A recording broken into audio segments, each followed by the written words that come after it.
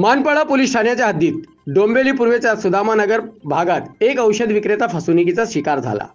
3 अनोळखी इस्मानी दुबईच्या चालण्याचा म्हणजे दिरमच्या नावाखाली औषध विक्रेत्याला 12 लाख रुपयांच्या बदल्यात 700 दिरम देण्याचे आश्वासन दिले। मात्र त्यांनी केवळ 4 लाख रुपये घेतले आणि त्या बदल्यात कागदी रद्दी देऊन फसवणूक केली। फिर्यादीच्या तक्रारीनुसार मानपाडा पोलिसांनी गुन्हा दाखल करून वरिष्ठांच्या मार्गदर्शनाखाली विशेष पथके तयार केली।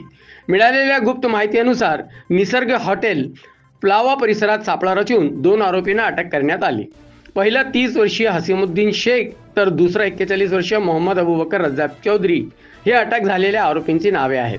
अटक केलेल्या आरोपींकडून 1,78,000 रुपये रोख, एक युनायटेड अरब इमारत 100 रुपये किमतीचे दिरम आणि 2 मोबाईल फोन जप्त करण्यात आले आहेत। या प्रकरणातील तिसरा आरोपी अद्याप फरार असून त्याचा शोध सुरू आहे। ही कारवाई अपर पोलीस आयुक्त संजय जाधव, डीसीपी सचिन गुंजाळ आणि अन्य वरिष्ठांच्या मार्गदर्शनाखाली मानपाडा पोलिसांच्या पथकाने केली। मानपाडा पोलीस ठाणे हद्दीत 2 अनोळखी इसमांनी एका व्यक्तीला म्हणजे कंप्लेंटला 12 लाखामध्ये 700 दिरम देतो असं सांगून त्याचा विश्वास संपादन केला।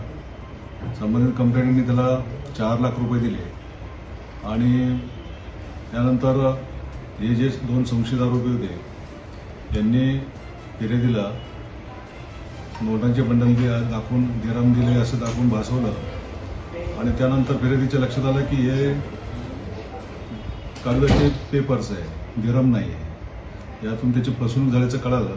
त्यांनी दिलेल्या कंप्लेंटवरून मानपाडा पोलीस ठाण्यातील डिटेक्शन ऑफिसर यांनी वरिष्ठ पोलीस निरीक्षक मानपाडा पोलीस स्टेशन यांच्या मार्गदर्शनाखाली या आरोपींचा शोध घेतला।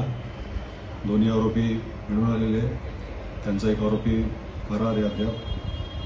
यातील आरोपींचे नाव आहेत मोहम्मद सोहेल हसमुद्दीन शेख वय 30 वर्ष व मोहम्मद अबूबकर रज्जाक चौधरी वय 41 वर्ष।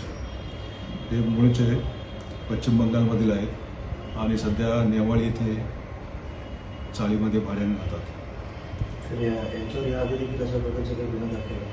यापूर्वीचे आम्ही तपासले आहे गुन्हे, अजून आमचा तपास चालू आहे।